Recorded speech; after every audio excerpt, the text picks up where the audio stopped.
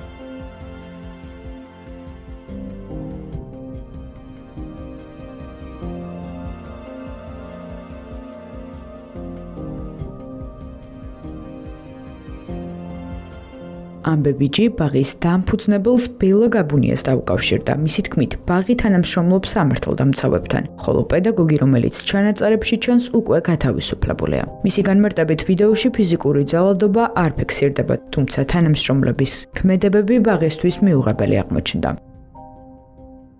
ბავშვი იყო 1 თვის გადასული ახალ ჯგუფში.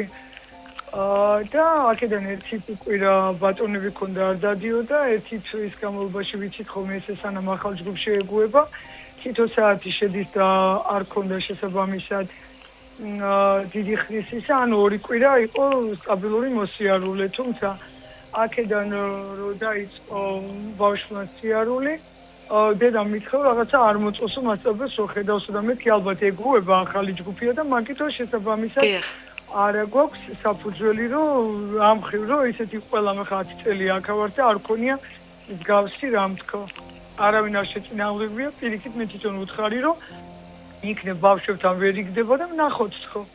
ერთი ახალი კადრი ყავდა სული კადრი, ერთი დიდი ხნის თანამშრომელი და მსგავსი არაფერი არ ქონიათ ხოლმე ისა შეხება ბავშვს ერთი მშობლისგანაც კი შენიშვნა არ მიგვიღია რომ თქო კადრი იყო. ხვდით რომ რაღაცა ამ გოგონას ის იყო ამ მეზობი ერთი უბნელები არიან და რაღაცა პირადი ის ქონდა თუ რა არის არ ვიცი და როცა ვნახეთ რომ ესე ბავშვი 10 საათზე მოდის და თავის საწოლში არ წვება, რა თქმა უნდა გამოაქვს ეს არ იძინებსო იქ არ დაწვაო.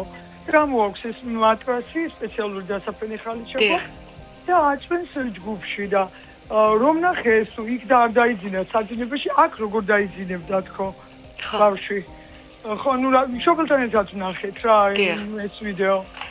ნუ რა თქმა უნდა ეხა ბოდიშის მოხდის მერე ვითომ გამოვასწორებ ესე და რა თქმა უნდა ის ფიზიკურად ვეღარ გაჩერდებოდა უკვე ჩვენთან ბაღში ორივე თანამშრომლები იქვე გავანთავისუფლეთ ადგილიდან. პოლიციაც იყო გუში მოსული, ნახა რომ ფიზიკური შეხება ნამდვილად არ ჩანს.